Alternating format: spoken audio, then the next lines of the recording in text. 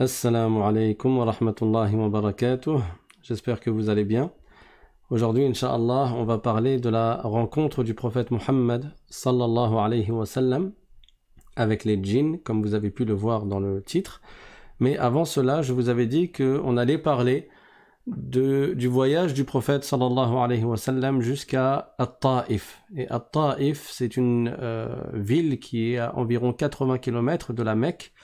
Et après la mort de Abu Talib et de Khadija, et après que les persécutions et les injustices à l'encontre du prophète sallallahu alayhi wa sallam se sont multipliées, le prophète sallallahu alayhi wa sallam est parti donc jusqu'à At-Ta'if pour demander, pour les appeler à l'islam, la tribu de Thaqif qui habite là-bas, et en même temps pour leur demander un soutien, parce qu'ils subissaient beaucoup d'injustices à la Mecque.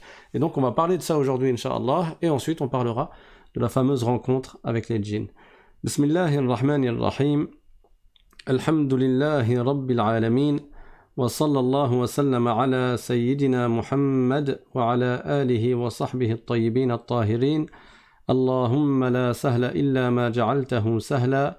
Wa anta ya hayyu ya qayyum taj'alul hazna idha shi'ta sahla.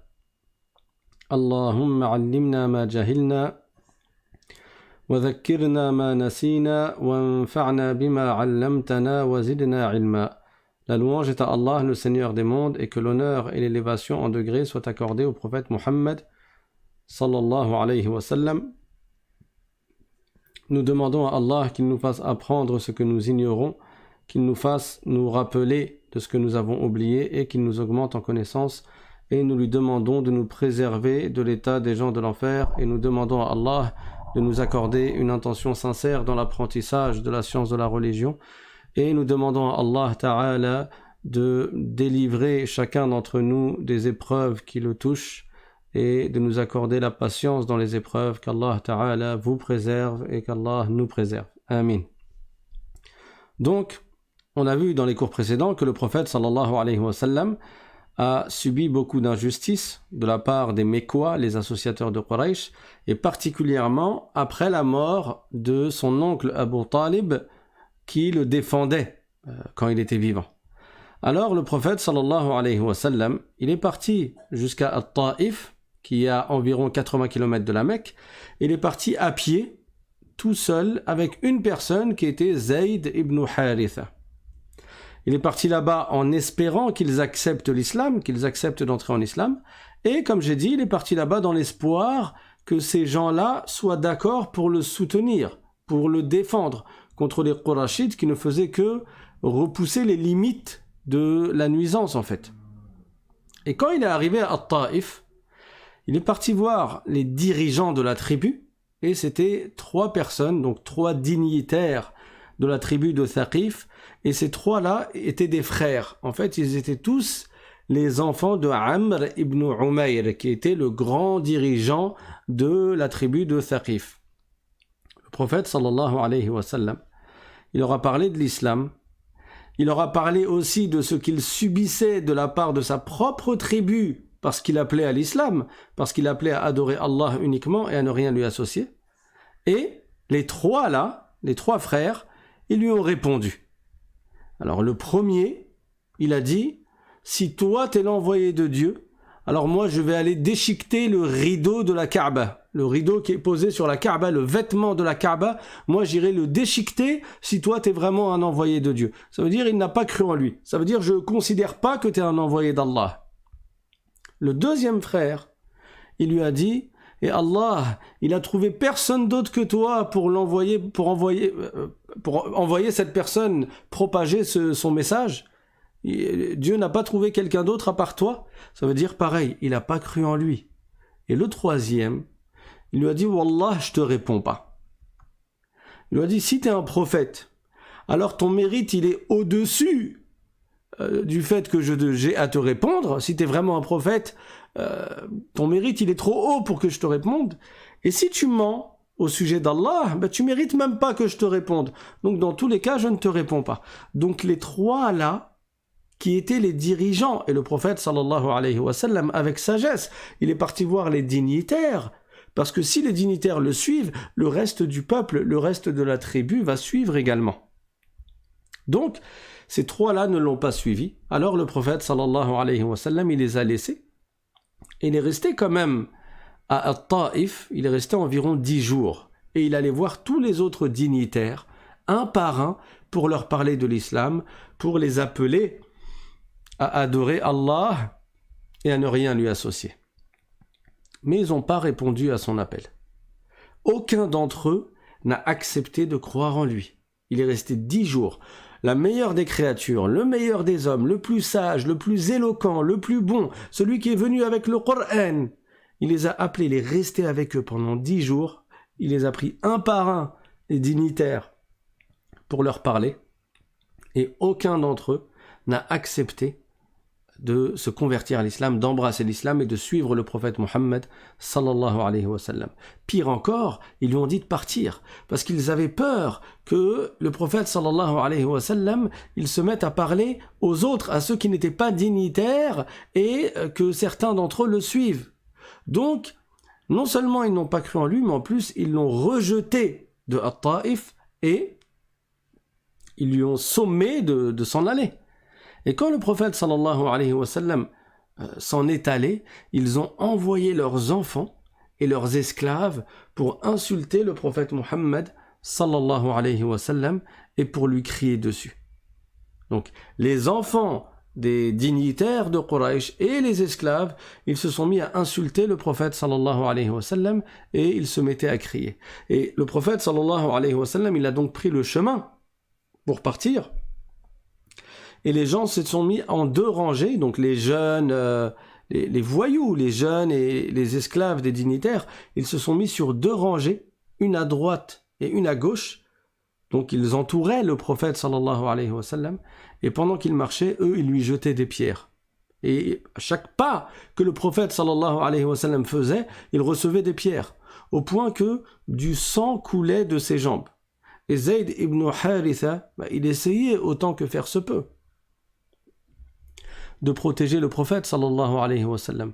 Et lui aussi recevait les pierres, au point qu'il a été blessé à la tête et il s'est ouvert. Quand le prophète sallallahu alayhi wa sallam, après la mort de Abu Talib, après la mort de Khadija, après avoir subi encore plus d'injustice de la part de sa tribu, de la part de, on va dire, sa grande famille, il part avec un grand espoir pour que des gens se mettent à le soutenir et que des gens le suivent dans cette région-là, At-Taïf. C'est l'accueil qu'il reçoit qu'on lui jette des pierres et qu'on l'insulte. Imaginez-vous la tristesse du prophète sallallahu alayhi wa sallam. Et de tous ceux qui l'ont vu, là-bas, personne n'a cru en lui. Le prophète sallallahu alayhi wa sallam, il est parti, il était extrêmement triste. Ça se voyait sur son visage qu'il était triste, alayhi salatu wa salam.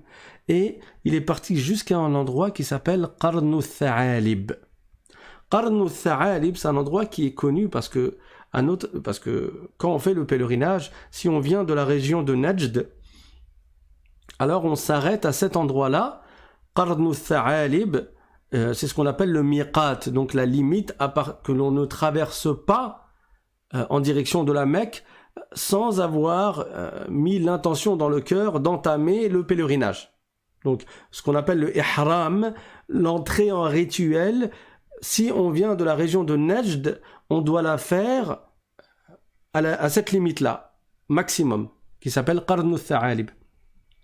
Quand le prophète sallallahu alayhi wa sallam, il est arrivé à cet endroit, il a levé la tête, il a vu un nuage qui le couvrait.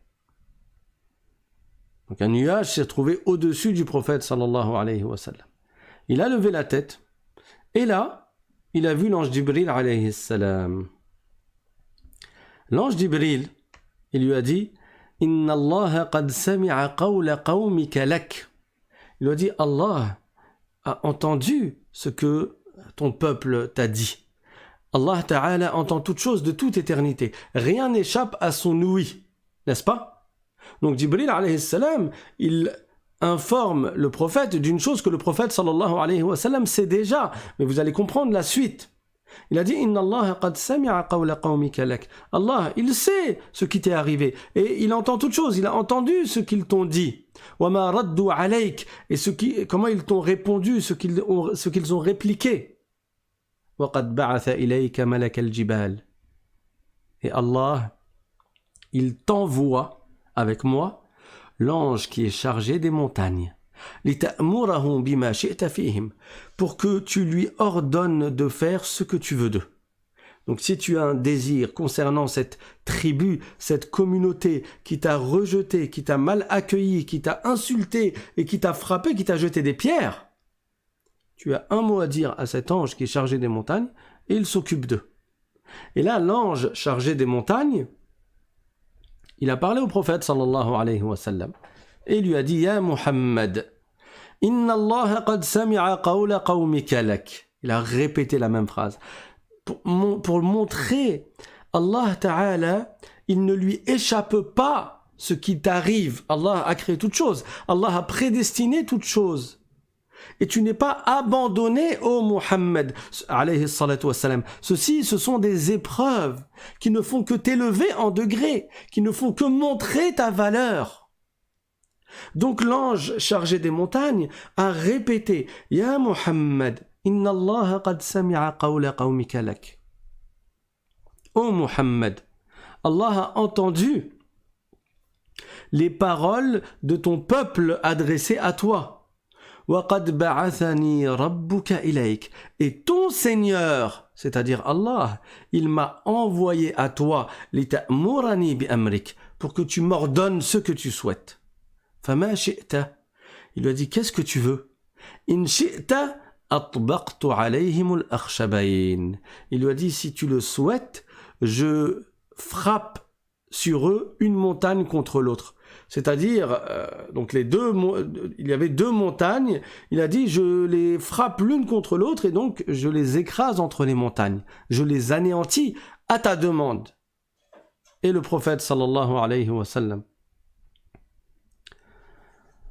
il a répondu avec la grande miséricorde qu'il a dans son cœur, avec cette grande compassion dont son cœur est rempli.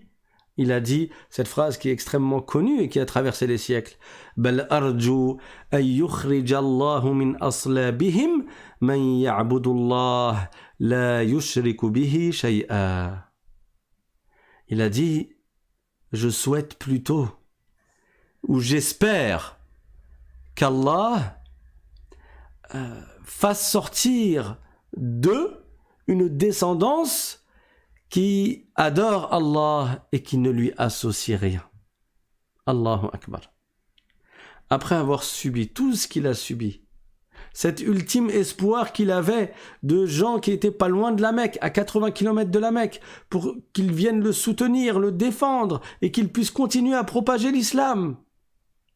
Ces mêmes gens qui lui ont fait tout ce mal et qui ont entraîné toute cette tristesse qui a envahi son cœur, ces gens-là qui étaient ses ennemis, ces gens-là qui lui ont fait tant de mal, le prophète sallallahu alayhi wa sallam a la capacité de se venger, il a la capacité de faire qu'il soit anéanti, qu'il soit détruit par un ange qui est l'ange chargé des montagnes. Et au lieu de cela, qu'est-ce qu'il répond? Il dit « Bal arju » أن يخرج الله من أصلابهم من يعبد الله لا يشرك به شيئا. J'espère et je souhaite qu'Allah fasse qu'il y ait de leur descendance des gens qui disent La ilaha illallah.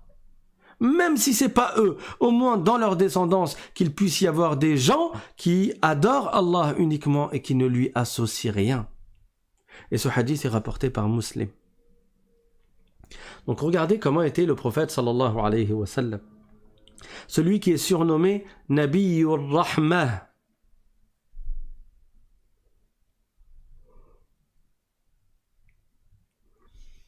Le prophète de la miséricorde. Nabiyyur Rahmah. Celui qui a été envoyé en tant que miséricorde pour les gens. Regardez comment il réfléchissait. Regardez comment il agissait. Observez son comportement. Et lui, c'est notre guide, c'est notre modèle. C'est notre enseignant par excellence. C'est lui que nous devons suivre. Ce sont ses pas que nous devons suivre. C'est sur ses pas que l'on doit marcher. Sur les traces de ses pas. C'est ça, l'islam.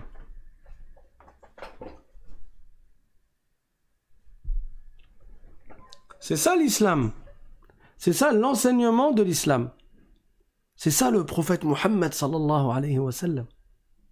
Donc tout ce que vous pouvez entendre à notre époque comme mensonge et calomnie au sujet de l'islam ou au sujet de l'enseignement de l'islam, il suffit pour jeter cela, pour balayer cela d'un revers de main, d'écouter l'histoire du prophète Mohammed sallallahu alayhi wa sallam et d'apprendre comment agissait le prophète Mohammed sallallahu alayhi wa sallam, même dans les plus grandes épreuves et même face à ses plus grands ennemis. Voilà comment il agissait. Du plus profond de son cœur, il aurait pu se venger. Il aurait pu se venger. Subhanallah. Qu'Allah Ta'ala nous accorde la compréhension et qu'Allah nous accorde la miséricorde dans notre cœur et de suivre le prophète sallallahu alayhi wa sallam. Donc le prophète sallallahu alayhi wa sallam, il est retourné à la Mecque après cette déception et à un moment donné, il s'est arrêté à côté d'un palmier et la nuit il s'est mis à faire la prière. Et pendant qu'il faisait la prière, il récitait le Coran et des djinns sont venus à lui. Pourquoi ces djinns sont venus à lui? Parce qu'en fait, les djinns, alors je vais expliquer déjà c'est quoi des djinns pour ceux qui arrivent en cours de route dans les cours de religion de la chaîne L'Islam Simplement. Alors n'hésitez pas déjà à vous abonner et à activer la cloche et à vous inscrire pour recevoir le lien des cours quelques minutes avant chaque cours. Il suffit d'envoyer un mail à l'islam sans apostrophe .simplement@gmail.com. Donc, pour ceux qui viennent d'arriver, sachez que les djinns, ce sont des créatures qu'Allah a créées à partir de feu. Allah Ta'ala dit dans le Coran وَلَقَدْ خَلَقْنَا الْإِنسَانَ مِنْ صَلْصَالٍ مِنْ حَمَإٍ مَسْنُونٍ وَالْجَانَّ خَلَقْنَاهُ مِنْ قَبْلُ مِنْ نَارِ السَّمُومِ. C'est-à-dire que nous avons créé l'homme, donc Allah a créé l'homme à partir de la terre et de l'eau, de l'argile, donc extraite d'une terre qui est malléable, mélangée avec de l'eau. Et وَالْجَانَّ خَلَقْنَاهُ مِنْ قَبْلُ مِنْ نَارِ السَّمُومِ. Quant au djinn, on l'a créé avant, nous l'avions créé auparavant, donc les djinns ont été créés avant les êtres humains, à partir d'un feu, d'une chaleur ardente. Et dans un autre verset, donc ça c'était dans Surat al-Hijr, mais dans un autre verset, dans Surat al-Rahman, et le verset 15, Allah Ta'ala dit وَخَلَقَ الْجَانَّ مِن مَّارِجٍ مِّن نَارٍ. C'est-à-dire qu'Allah a créé les djinns de la flamme d'un feu sans fumée. Donc les djinns, ce sont des créatures qu'Allah a créées. Parmi eux, il y a des mâles et parmi eux, il y a des femelles. Nous, on ne les voit pas. Certains, ils les appellent les esprits. Ils existent véritablement. La preuve, c'est dans le Coran. Donc le croyant, il croit en l'existence des djinns, même s'il ne les voit pas. Nous, les êtres humains, on ne voit pas les djinns sous sa véritable apparence. Sous leur véritable apparence. Ils peuvent prendre des apparences diverses qui font que, du coup, on va les voir. Mais sous leur véritable aspect, on ne les voit pas. Par contre, les djinns, ils nous voient. Les djinns, eux, ils nous voient. Et ils sont concernés par l'appel à l'islam. Parmi eux, il y a des croyants, il y a ceux qui ne sont pas croyants. Parmi ceux qui sont croyants, il y a les vertueux, les pieux qui appliquent tous les devoirs et qui évitent tous les péchés. Il y a ceux qui désobéissent à Allah, ce sont des musulmans désobéissants et ils sont chargés de cette responsabilité qui est d'obéir à Allah, tout comme les êtres humains. Allah Ta'ala dit dans Surat Al-Dhariyat وَمَا خَلَقْتُ الْجِنَّ وَالْإِنسَ إِلَّا لِيَعْبُدُونَ ما أريد منهم من رزق وما أريد أن يطعمون إن الله هو الرزاق ذو القوة المتين.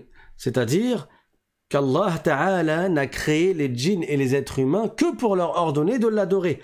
Donc ici, il n'y a pas juste les êtres humains qui sont concernés par l'obligation d'adorer Allah, mais il y a également les djinns.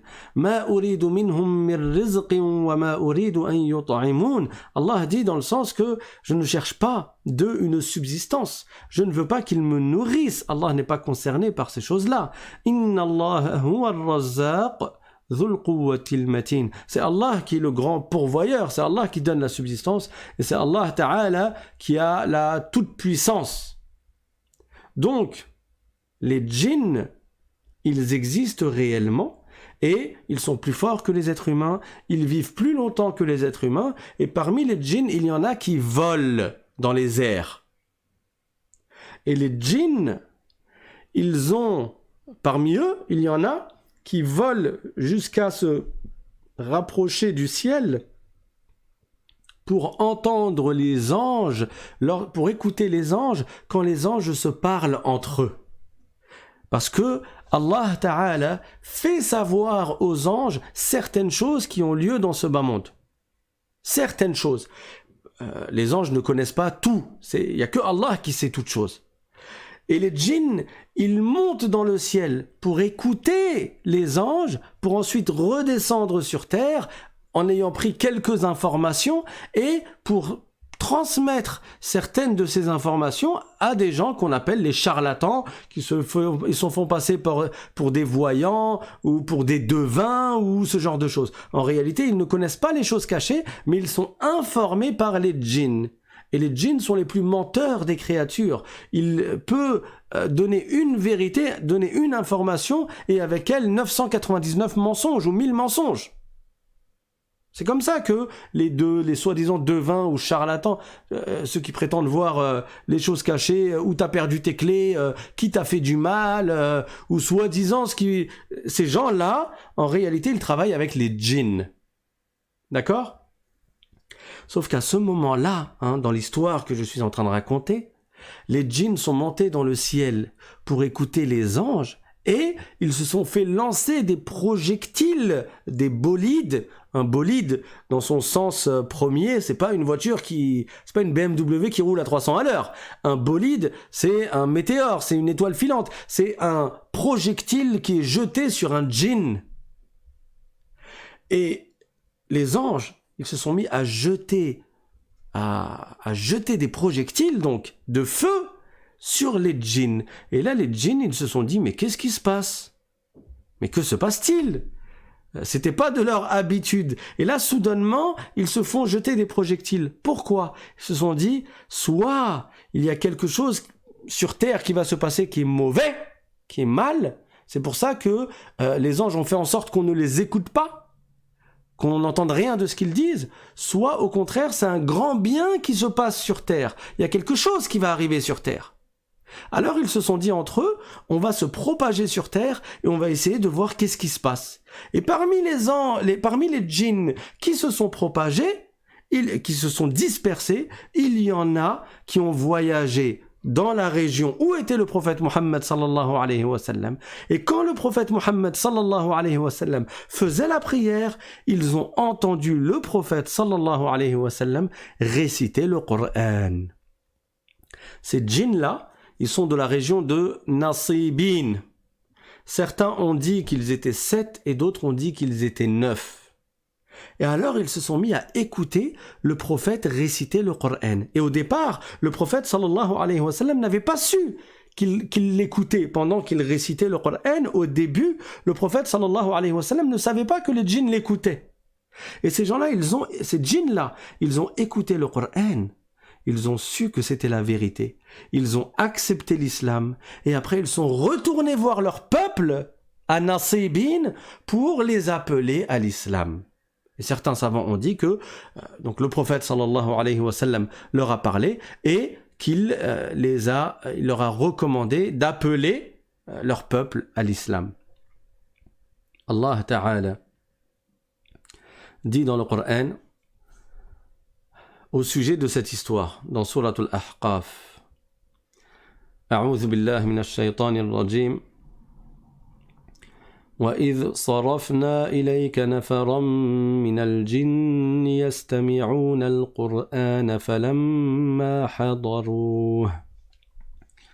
فَلَمَّا حَضَرُوهُ قَالُوا أَنصِتُوا فَلَمَّا قُضِيَ وَلَّوْا إِلَى قَوْمِهِمْ مُنذِرِينَ. C'est-à-dire, lorsque nous dirigeâmes vers toi une troupe de djinns.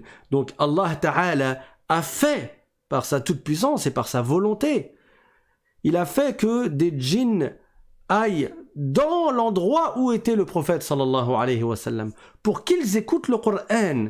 Yastami'ouna al-Qur'an. Falamma hadaruhu qalu ansitu. Et quand ils ont assisté à la récitation du prophète sallallahu alayhi wa sallam, ils se sont dit les uns les autres: écoutez attentivement, c'est tout. Ça veut dire prêtez l'oreille et écoutez.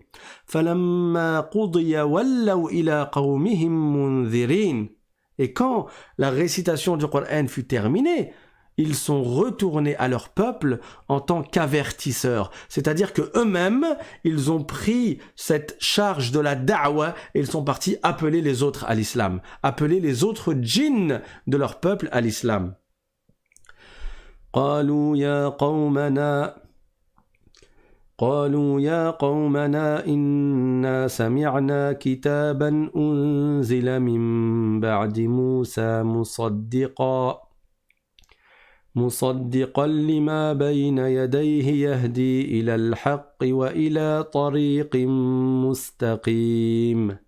Et donc quand ils sont retournés voir leur peuple, ils leur ont dit, comme c'est cité dans ce verset qui est le 30e verset de Surat al-Ahqaf, ils ont dit: ô notre peuple, ya qawmana, inna sami'na kitaban. On vient d'entendre un livre qui a été descendu, unzila min ba'di Moussa, qui a été descendu après Moussa alayhi salam. Musaddiqan lima bayna yadayhi, et il confirme ce qui l'a précédé, comme la Torah, la Taurat authentique qui a été révélée au prophète Moussa alayhi salam. Ce qu'on a entendu maintenant, qui a été révélé après le prophète Moussa alayhi salam, ça confirme ce qui a été révélé au prophète Moussa alayhi salam et aux autres prophètes. Yahdi ila al-haqqi wa ila tariqin mustaqim. Et ce qu'on a entendu, cela guide vers la vérité et vers un chemin droit. 31e verset. Ya qawmana ajibu da'i Allah. Ya qawmana ajibu da'i Allah wa aminu bihi yaghfir lakum min dhunubikum. يغفر لكم من ذنوبكم ويجركم من عذاب أليم. Ils leur ont dit ensuite: ô notre peuple, répondez donc à celui qui appelle à l'adoration d'Allah, c'est-à-dire répondez à l'appel du messager Muhammad sallallahu alayhi wa sallam. Wa aminu bih, et croyez en lui. Yaghfir lakum min dhunubikum, et ainsi Allah vous pardonnera de vos péchés. Wa yujirkum min adhabin alim, et Allah vous protégera contre un grand châtiment, contre un châtiment qui est douloureux. Donc cette histoire dans Surat al-Ahqaf, elle explique ce qui est passé dans cette première fois où des djinns sont partis écouter la récitation du Coran du prophète Muhammad sallallahu alayhi wa sallam. Pourquoi j'ai dit première fois? Parce qu'il y en a eu une deuxième. Et au sujet de cette deuxième, Allah Ta'ala a révélé au prophète Muhammad sallallahu alayhi wa sallam une sourate qu'on appelle sourate al-Jinn, la sourate des djinns. Et dedans, il est raconté cette deuxième entrevue, ce rendez-vous qu'il y a eu entre le prophète Muhammad sallallahu alayhi wa sallam et les djinns. Ou alors, les versets parlent de la première. On va voir ça tout de suite, Inch'Allah. Donc Allah Ta'ala dit dans le Coran, dans Surat al-Jinn, أعوذ بالله من الشيطان الرجيم بسم الله الرحمن الرحيم قل أوحي إلي أنه استمع نفر من الجن فقالوا إنا سمعنا قرآنا عجبا يهدي إلى الرشد فآمنا به ولن نشرك بربنا أحدا وأنه تعالى جد ربنا ما اتخذ صاحبة ولا ولدا وأنه كان يقول سفيهنا على الله شططا وأنا ظننا أن لن تقول الإنس والجن على الله كذبا وأنه كان رجال من الإنس يعوذون برجال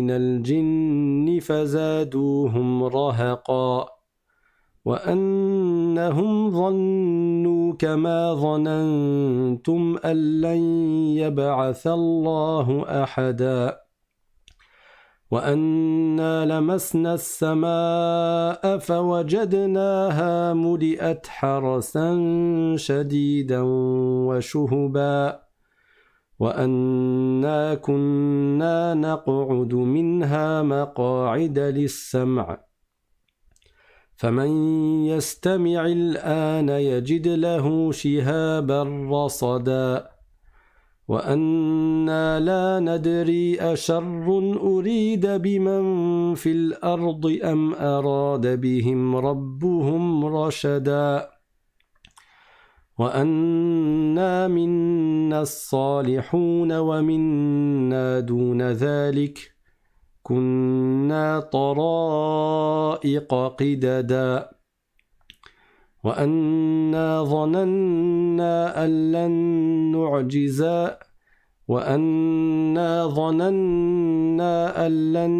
نعجز الله في الأرض ولن نعجزه هربا وأنا لما سمعنا الهدى آمنا به فمن يؤمن بربه فلا يخاف بخسا ولا رهقا وأنا منا المسلمون ومنا القاسطون فمن أسلم فأولئك تحروا رشدا وأما القاسطون فكانوا لجهنم حطبا.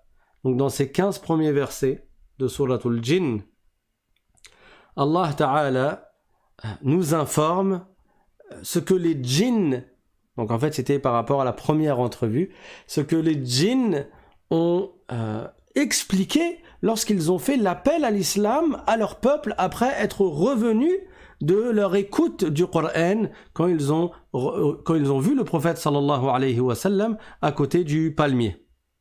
Et donc, qu'est-ce qui nous est appris dans ces versets? قُلْ أُوحِيَ إِلَيَّ أَنَّهُ اسْتَمَعَ نَفَرٌ مِنَ الْجِنِّ فَقَالُوا إِنَّا سَمِعْنَا قُرْآنًا عَجَبًا. Donc, قُلْ dit ô Muhammad, il m'a été révélé qu'un groupe de djinns ont prêté l'oreille. Et c'est pour ça que je vous ai dit que certains savants ont expliqué que le prophète sallallahu alayhi wa sallam n'a pas su que ces djinns étaient là et qu'ils écoutaient. Pour preuve, il a dit, il m'a été révélé qu'ils étaient là à avoir écouté ma récitation du Coran. Et certains ont dit que après la fin de la prière, le prophète sallallahu alayhi wa sallam leur a parlé. Quoi qu'il en soit, قُلْ أُوحِيَ إِلَيَّ أَنَّهُ اسْتَمَعَ نَفَرٌ مِنَ الْجِنِّ, c'est-à-dire dit au Muhammad, il m'a été révélé qu'un groupe de djinns ont prêté l'oreille, c'est-à-dire ils ont écouté la lecture du prophète sallallahu alayhi wa sallam. فَقَالُوا إِنَّا سَمِعْنَا قُرْآنًا عَجَبًا. Et ils ont alors dit à leur peuple, quand ils sont rentrés, nous avons entendu une lecture merveilleuse. Qur'anan ajaba, quelque chose d'étonnant et de magnifique, tellement c'était éloquent. Yahdi ila rushdi, فآمنا به.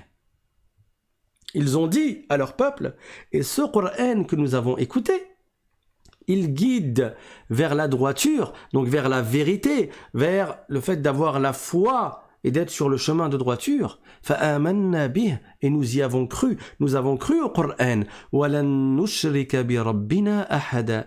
Et donc, comme ils ont cru au Coran, ils ont adoré Allah, ils ont cru en Allah, ils n'ont pas associé Allah à ses créatures. وَلَن نُشْرِكَ بِرَبِّنَا أَحَدًا, c'est-à-dire, et jamais nous n'associerons personne à notre Seigneur. Nous n'associerons jamais personne à notre Seigneur.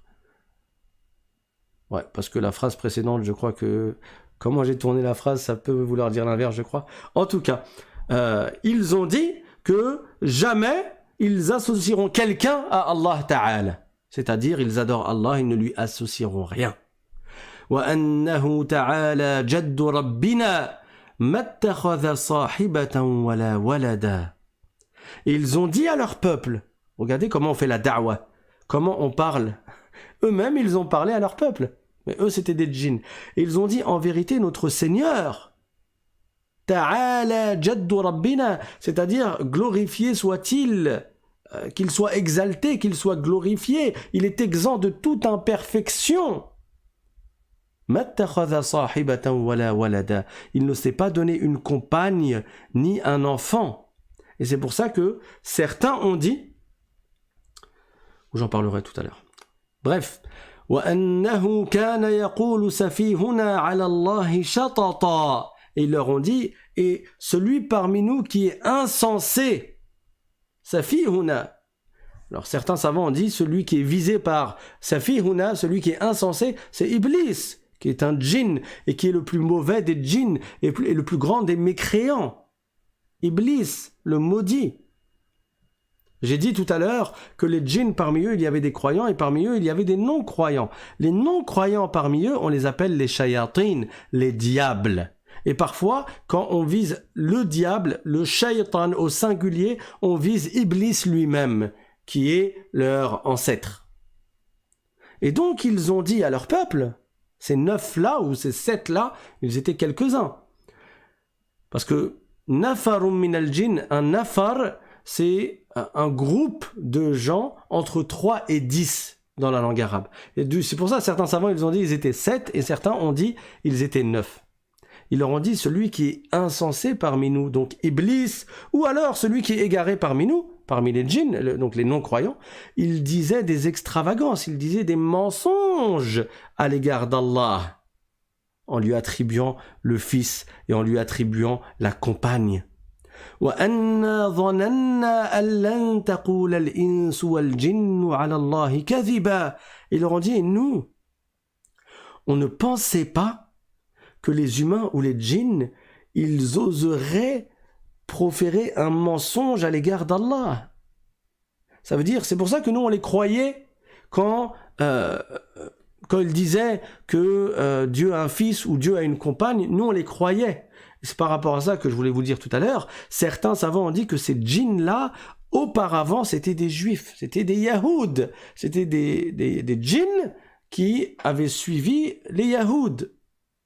Et donc, ils attribuaient à Allah Ta'ala le fils. Allah dit dans le Coran, وَقَالَتِ الْيَهُودِ عُزَيْرٌ ibn Allah. Les yahoud, ils ont dit que Uzayr était le fils de Dieu. Il y a une partie des yahoud qui disent cela. Donc, dans ce verset, il nous est expliqué que ces gens-là, ils ont dit, on n'aurait pas pensé qu'il y a des êtres humains et des djinns qui mentent au sujet d'Allah. Mais en fait, si, ils ont menti. Et on s'en est rendu compte, en fait, quand on a entendu le Coran. وَأَنَّهُ كَانَ رِجَالٌ مِّنَ الْإِنسِ يَعُوذُونَ بِرِجَالٍ مِّنَ الْجِنِّ فَزَادُوهُمْ رَهَقًا. Et ensuite, dans le 6e verset, ils leur ont dit qu'il y a parmi les humains des gens qui cherchaient protection auprès des djinns, et les djinns, ils n'ont fait que augmenter leur erreur. Ça veut dire quoi? Ça veut dire que les êtres humains, égarés comme ils étaient, quand ils allaient en voyage, quand ils partaient en voyage, ils arrivaient dans une vallée où il n'y avait personne, qu'est-ce qu'ils faisaient? Ils criaient très fort, c'était de leur habitude, de crier très fort, pour pas subir une nuisance par les djinns, parce que les djinns, ils habitent beaucoup les lieux qui sont désertiques. Donc pour pas subir une nuisance de la part des djinns, ils demandaient non pas la protection à Allah, mais ils demandaient la protection au chef des djinns. Ya'udhuna kanu yasta'idhun, ça veut dire ils demandaient la protection au chef des djinns contre les petits djinns de la région, pour que le chef des djinns il les empêche de nuire à cette personne, à cet être humain. وأنه كان رجال من الإنس يعوذون برجال من الجن. Donc des êtres humains, des êtres humains, au lieu de demander à Allah la protection, ils allaient demander au chef des djinns, ils s'en remettaient au chef des djinns pour lui demander protection contre les autres djinns. فزادوهم رهقا. Et les djinns, ils les ont appuyés dans cette erreur-là. Les djinns, ils les ont appuyés dans ces bêtises-là.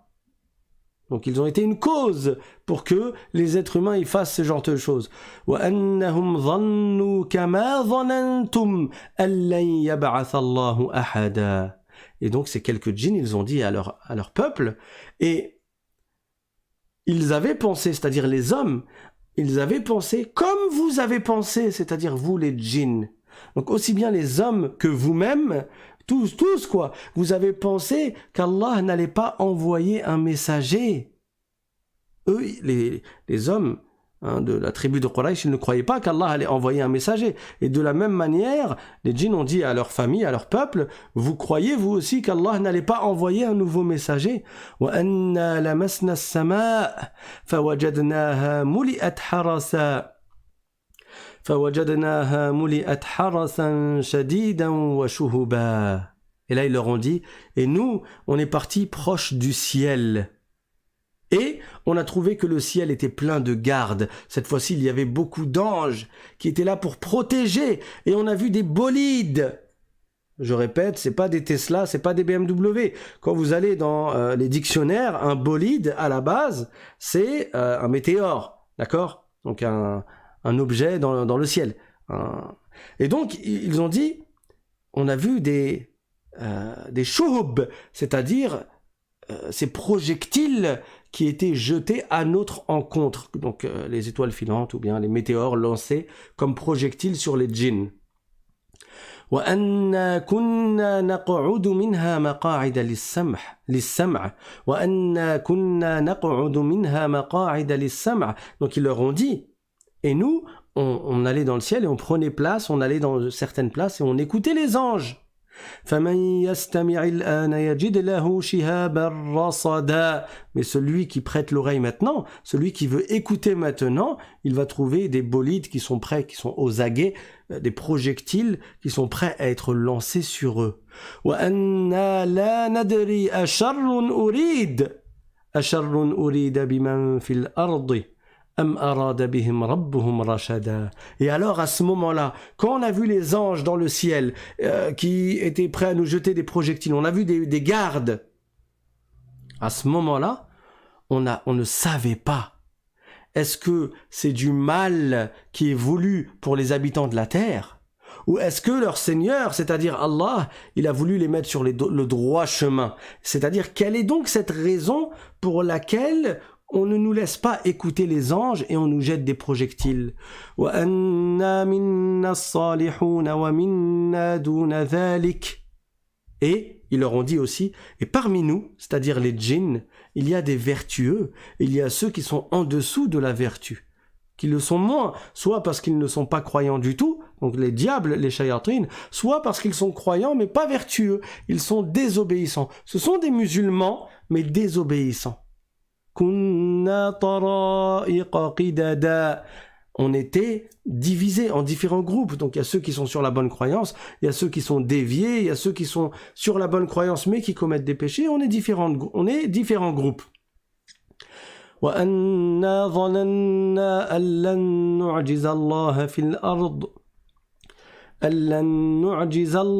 الْأَرْضِ وَلَن نُّعْجِزَهُ هَرَبًا. Et nous, avant, on pensait que ou plutôt, ils ont dit وَأَنَّا ظَنَنَّا أَن لَّن نُّعْجِزَ اللَّهَ فِي الْأَرْضِ. C'est-à-dire, nous avons pensé correctement, c'est-à-dire nous avons su, et c'est correct, que on ne pourra pas réduire Allah à l'impuissance, que ce soit sur terre ou alors même dans le ciel, si on se met à se sauver, à s'enfuir, à nous enfuir vers le ciel. Quoi qu'il arrive, Allah est tout puissant. On ne peut pas empêcher la volonté d'Allah de se réaliser. On ne peut pas réduire Allah à l'impuissance. On ne peut pas rendre Allah incapable. Ça veut dire que l'on reste sur terre ou que l'on se sauve en allant vers le ciel. Dans tous les cas, il nous arrivera ce qu'Allah a voulu. On ne peut pas empêcher la réalisation de ce qu'Allah a prédestiné. On ne peut pas rendre Allah incapable. Et leur ont dit, et quand on a entendu le guide, donc qui est le Coran, la guidée, on y a cru. C'est-à-dire on a su que le Coran c'était la vérité et on a eu foi au prophète Muhammad sallallahu alayhi wa sallam.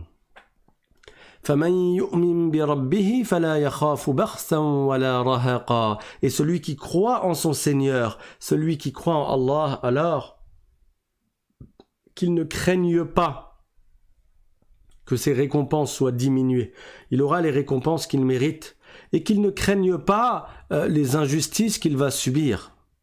Il a la foi, il est croyant, même s'il subit des injustices, il n'a pas à s'inquiéter. Khlas, si tu meurs sur la foi, tu entreras au paradis. Les injustices que tu subis dans ce bas monde, les épreuves que tu subis dans ce bas monde, c'est quoi comparé au châtiment éternel dans l'au-delà? Et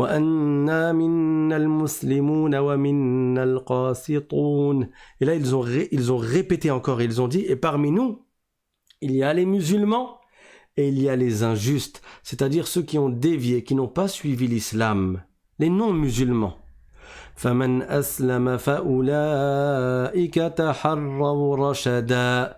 Et ceux qui ont embrassé l'islam, ce sont eux qui ont cherché la droiture, qui se sont assurés de suivre le chemin de la vérité.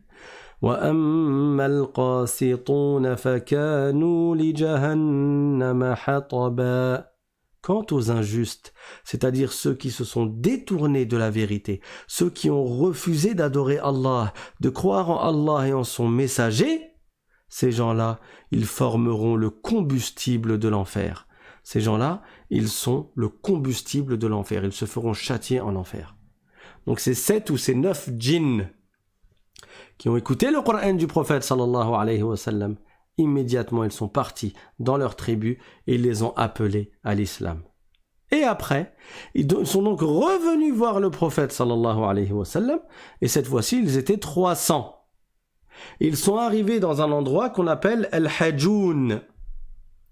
Et un des 9 du début, un des 9 de la première fois, ou des 7, il s'appelait Al-Ahqab. Il était là donc la première fois. Il est parti voir le prophète sallallahu alayhi wa sallam et il lui a dit: Ô messager d'Allah, notre peuple, il est venu à Al-Hajoun pour te rencontrer. Alors le prophète sallallahu alayhi wa sallam, il leur a donné rendez-vous, il lui a dit: rendez-vous la nuit. Et le lieu de la rencontre à Al-Hajoun, il est connu jusqu'à aujourd'hui parce qu'il y a une mosquée qui a été construite à cet endroit-là, l'endroit du rendez-vous entre le prophète Mohammed sallallahu alayhi wa sallam et le peuple des djinns qui étaient 300, qui avaient fait le voyage pour rencontrer le prophète alayhi salatu wa sallam. Et cette mosquée, à la Mecque, elle s'appelle Masjidul Jinn, la mosquée des djinns. Et d'ailleurs, elle est pas loin du cimetière dans lequel est enterrée Khadija bint Khuwaylid radiyallahu anha, l'épouse du prophète Mohammed sallallahu alayhi wa sallam. Et dans ce cimetière, il y a aussi il y a qui? Il y a Asma, la mère de Abdullah ibn Zubayr, Asma qui est la fille de Abu Bakr as-Siddiq radiyallahu anhu. Et il y a bien sûr nombre de compagnons. Donc pas loin, il y a la mosquée des djinns, qui est le lieu où le prophète sallallahu alayhi wa sallam leur avait donné rendez-vous. Et l'imam Ahmed et Muslim et At-Tirmidhi, ils rapportent d'après Alqamah que un compagnon a été interrogé sur cette nuit-là, la nuit de la rencontre entre le prophète sallallahu alayhi wa sallam et les djinns? Est-ce qu'il y a quelqu'un qui est parti avec le prophète sallallahu alayhi wa sallam? Et dans cette version, le compagnon il a répondu non, personne n'a accompagné le prophète. Et cette nuit, on a cherché le prophète et on l'a pas trouvé. Alors on a eu peur, parce que je rappelle que c'était une période où les Mécois, Qurashites, les associateurs, ils étaient très très virulents. Abu Talib était mort, Khadija était décédée, radiyallahu anha. Donc il faisait beaucoup de mal au prophète. Donc cette nuit, les compagnons, ils ont cherché le prophète, ils l'ont pas trouvé. Alors ils ont eu peur. Et le compagnon a dit, on a passé une très mauvaise nuit. Il a dit, on a passé une mauvaise nuit parce qu'ils avaient peur que quelque chose lui soit arrivé. Et le matin, ils l'ont vu arriver.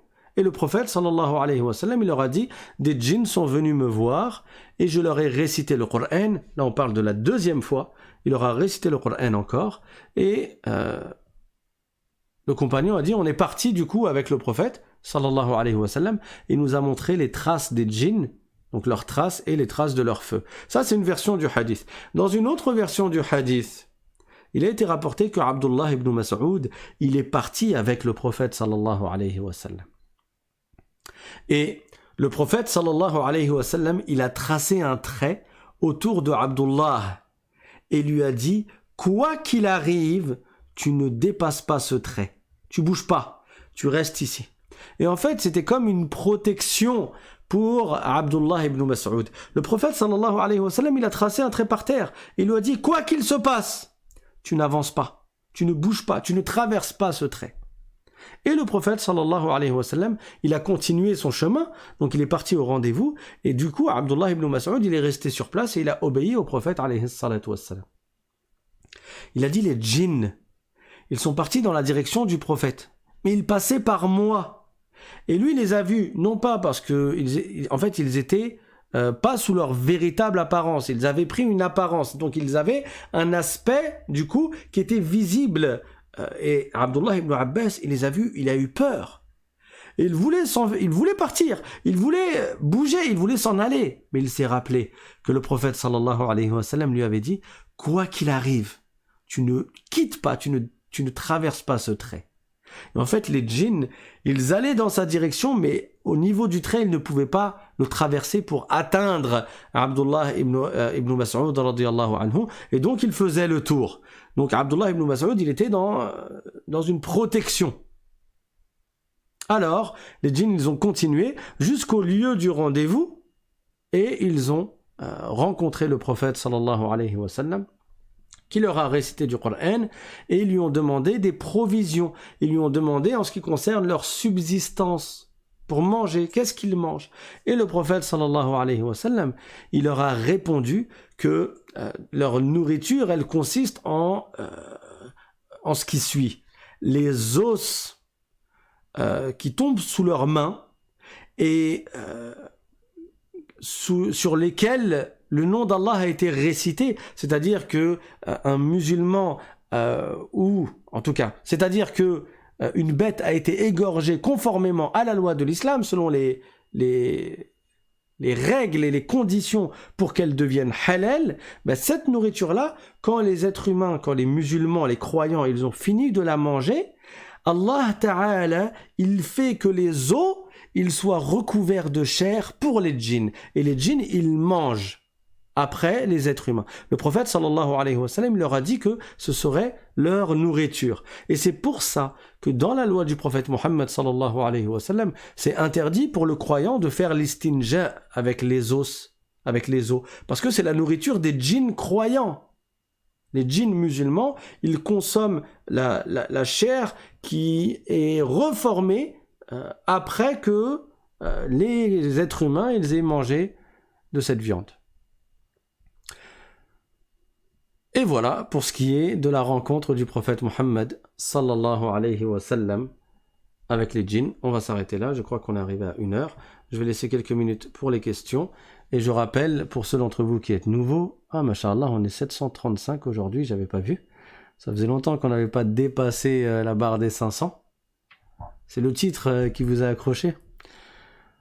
C'est vrai que d'habitude, je mets pas vraiment de titre ultra accrocheur, mais bon, celui qui a soif de science, même si on met pas de titre, il sait que la chaîne L'Islam Simplement, c'est la chaîne des cours de religion. Donc, même s'il n'y a pas de titre, n'hésitez pas à assister aux cours de religion. Il y a beaucoup de bien, Inch'Allah. Inch'Allah. Et pour les nouveaux parmi vous, n'hésitez pas à vous inscrire pour recevoir le lien des cours quelques minutes avant chaque cours. Il suffit d'envoyer un mail à l'islam.simplement@gmail.com. Il n'y a pas d'apostrophe. Barakallahu fikum. Donc là, les messages défilent beaucoup. Je vais essayer de trouver quelques questions.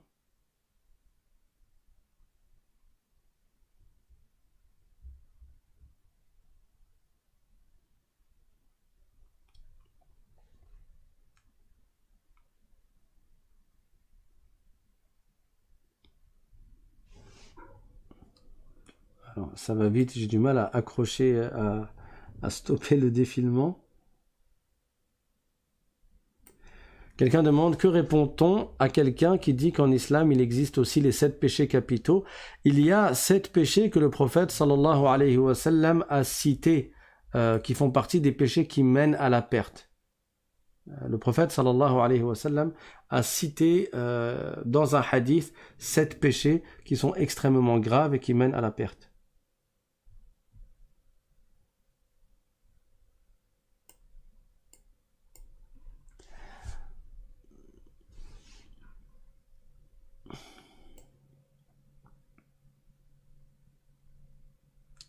Alors quelqu'un demande, je n'ai pas bien compris l'histoire des eaux avec l'istinja. L'istinja que l'on fait, on peut le faire avec de la pierre, on peut le faire avec de l'eau, on peut le faire avec du papier. L'istinja, c'est le nettoyage des parties intimes quand on a fait ses besoins. Qu'une personne a uriné ou déféqué, elle ne se souille pas avec son urine ou avec ses selles, mais elle va se nettoyer. Et elle peut se nettoyer avec un objet qui est pur, qui est consistant, qui est capable d'ôter la substance impure et qui n'est pas respectable.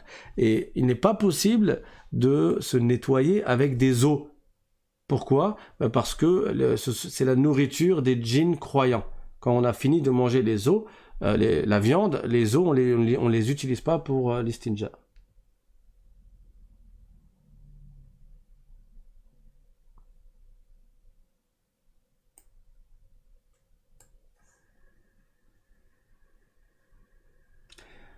Quelqu'un demande, si j'ai mon wudu et qu'un homme me touche peau contre peau, sachant que je suis une femme, est-ce que selon l'imam Malik, mon wudu est annulé?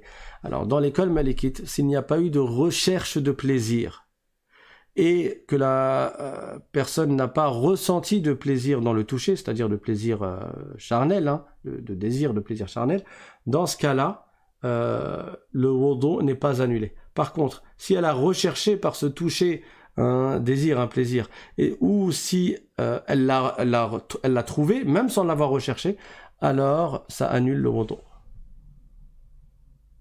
On parle bien sûr d'une personne ajnabiyya. Et ça, c'est dans l'école malikite.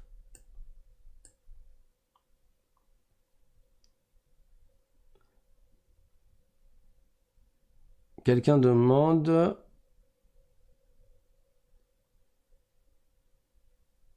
Que dit-on à une personne qui dit que Jésus, c'est Dieu et qu'il peut se transformer en tout? Celui-là, il a assimilé Allah à ses créatures. Il a attribué à Allah le corps, il a attribué à Allah les limites, il a attribué à Allah le changement, et le changement est la plus grande forme d'entrée en existence. Jésus, c'est un être humain qui est sorti du ventre de sa mère. Et avant, il n'existait pas, Jésus. N'est-ce pas? Il est né, Jésus, alayhi salam. C'est un prophète, on le respecte, mais il est né. Donc avant de naître, il n'existait pas. Donc celui qui dit que Jésus est Dieu, il est en train de dire que Dieu n'existait pas avant la naissance de Jésus, et que du coup les créatures avant, elles sont entrées en existence sans avoir eu de créateur. Ça n'a pas de sens. Ceci est de la mécréance. On n'attribue pas à Allah des associés, et Jésus, c'est un être humain, c'est un prophète, et il est l'esclave d'Allah et son messager, il n'est pas un Dieu ni le fils de Dieu. Quelqu'un demande, pourrais-tu nous faire un cours spécial sur les djinns? Ah, j'en ai déjà pas mal dit, non? Après, j'ai pas beaucoup plus d'informations que ce que j'ai déjà dit. Est-ce que les djinns peuvent mourir? Oui, bien sûr, mais ils vivent plus longtemps que les êtres humains. Il y a des djinns qui vivent des centaines d'années, voire des milliers d'années. Rappelez-vous l'histoire que j'ai racontée à plusieurs reprises au sujet de Ja'd ibn Qais al-Muradi. C'était un homme du Yémen qui voyageait en direction de la Mecque, Et quand il était sur la route, il était avec ses compagnons, ils étaient 4 en tout. Les 3 autres se sont endormis et lui, il est resté éveillé. Donc ils avaient fait une halte. Et là, il a entendu la voix d'un djinn qui a dit, il y a des vers de poésie en arabe. Il lui a dit, Ya ayyuhar rakbul mu'arrisu ballighu idha ma wasaltum lil hatim wa zamzama Muhammadan il mab'outh minna tahiyyatan tushayyi'uhu min haythu sara wa yammama تشيعه من حيث سار ويمما وقولوا له إنا لدينك شيعة بذلك أوصانا المسيح ابن مريم.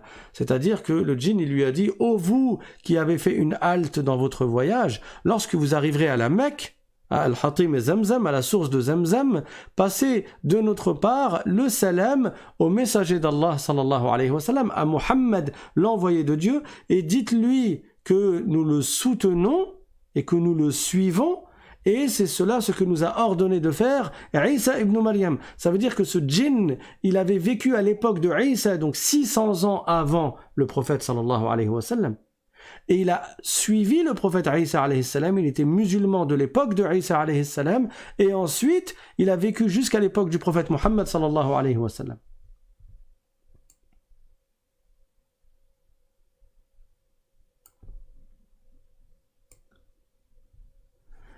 Alors quelqu'un demande, les djinns sont croyants et les shaitans mécréants? Non, le terme djinn est utilisé aussi bien pour les croyants que pour les non-croyants parmi les djinns. Mais les non-croyants parmi les djinns, ils ont cette appellation en plus qu'on dit qui est les diables ou bien les shaitans. Mais qu'ils soient croyants ou non, on les appelle des djinns. Est-ce que les djinns peuvent nuire aux êtres humains? Oui, bien sûr, c'est possible. Quand on dit que quelqu'un est possédé, ça veut dire qu'un djinn est entré dans son corps. Et ça fait partie des interdictions des djinns. Les djinns, ils ont des devoirs et des interdictions, tout comme les êtres humains ont des devoirs et des interdictions. Et un djinn qui entre dans le corps de quelqu'un, il commet un péché. C'est là où on dit qu'une personne, elle est possédée, et elle a besoin d'une ruqya, récitation du Coran, pour être soignée.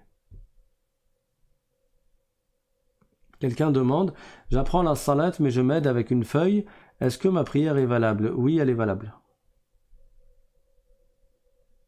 Quelqu'un demande, est-ce que les djinns, on peut les voir? Pas sous leur véritable apparence. Est-ce qu'ils font peur du coup? Récite Ayatul Kursi. Le prophète sallallahu alayhi wa sallam a dit que Ayatul Kursi, ça protège de la nuisance des djinns. Donc récite Ayatul Kursi, fie-toi à Allah et n'aie pas peur. Il a dit pourquoi on a peur quand on parle de djinn. Ça c'est quand on était petit au bled et qu'on nous racontait des histoires la nuit. Mais en réalité, celui qui se rappelle que toute chose a lieu par la toute puissance d'Allah, il craint Allah, il se soumet à Allah, il se fie à Allah, Inch'Allah il n'a pas peur. Quoi qu'il lui arrive, même une chose qui fait peur, Inch'Allah ta'ala, Allah lui raffermit son cœur.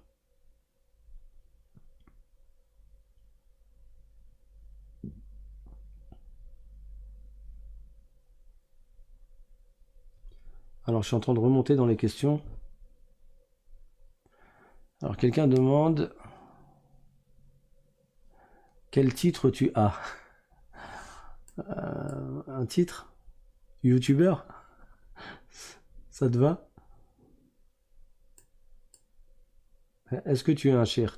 Le terme shir est utilisé à toutes les sauces à notre époque.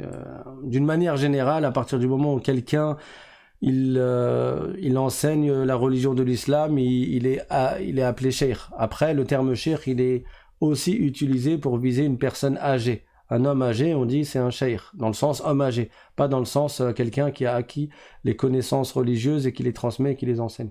Donc c'est un terme qui vient dans plusieurs sens. Je suis un frère musulman qui a pris des cours et qui les retransmet. Voilà.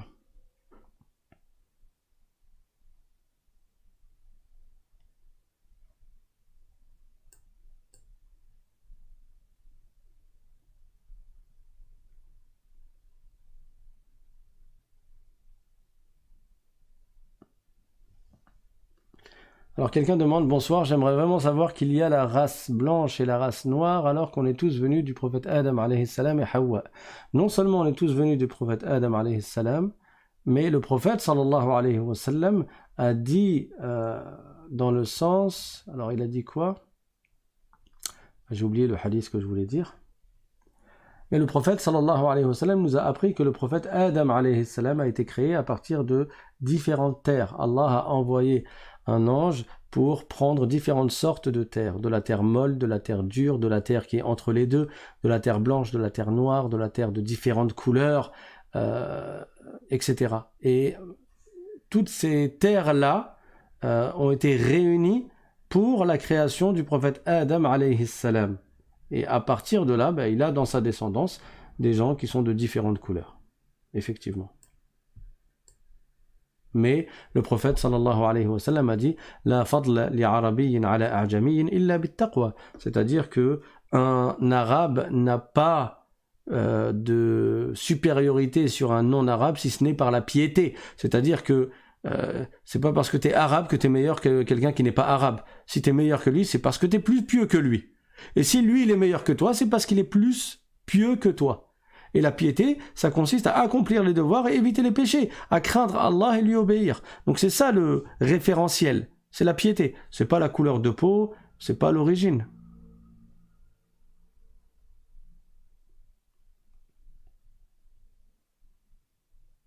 Bilal al-Habashi, radiyallahu anhu, c'était un noir. Et il fait partie des meilleurs des compagnons. Le prophète sallallahu alayhi wa sallam a dit Al-Jannatu tashtaqu ila thalath. Il a dit le paradis se languit de 3 personnes. Ça veut dire ces 3 personnes, ils manquent au paradis. Le paradis, il a hâte de les avoir en lui. Et parmi ces 3 personnes, il a cité Bilal, Ali ibn Abi Talib et Ammar ibn Yasir. Donc il fait partie des meilleurs compagnons, Bilal. Et de l'autre côté, tu as Abu Lahab, qui est l'oncle du prophète Muhammad sallallahu alayhi wa sallam, et au sujet duquel il y a une sourate qui a été révélée tellement c'était un grand ennemi du prophète et il est mort sur la mécréance. Tabbat yada abi lahabin wa tab. Donc Abu Lahab a été maudit. Donc c'est pas ton affiliation ou ton sang, ton ascendance, ta tribu, ta famille qui va te faire aller au paradis ou pas. C'est tes actes à toi. Laha ma kasabat wa alayha ma iktasabat. La personne, dans l'au-delà, elle aura en sa faveur ce qu'elle a accompli et elle aura contre elle ce qu'elle a accompli. C'est-à-dire, ce qu'elle a fait de bien, ça sera pour elle, et ce qu'elle a fait de mal, ça sera contre elle.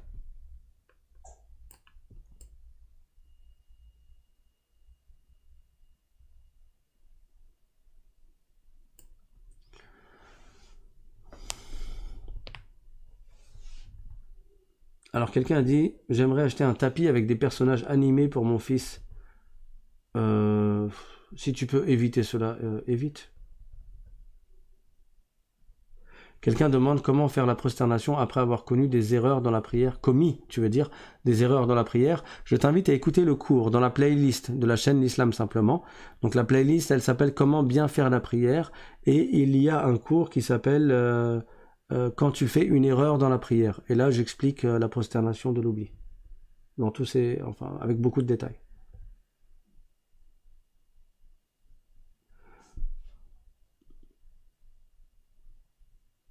Là, je crois qu'on va s'arrêter là, il est 9h30. Barakallahu fikum. Que Dieu vous préserve. Je vous donne rendez-vous, Inch'Allah, lundi pour le cours sur la croyance musulmane à 20h. Et si j'ai la possibilité, j'essaierai de rattraper le cours d'arabe que je n'ai pas fait hier sur la chaîne L'Arabe Simplement. J'essaierai ce week-end, mais c'est pas sûr. Mais sinon, on essaiera de toute manière de trouver un moment pour le rattraper avant ou après le prochain cours de mercredi. Barakallahu fikum wa akhiru da'wana anil hamdulillahi rabbil alamin wa sallallahu wa sallama ala sayyidina Muhammad wa ala alihi wa sahbihi at-tayyibin at-tahirin. Wassalamu alaykum wa rahmatullahi wa barakatuh.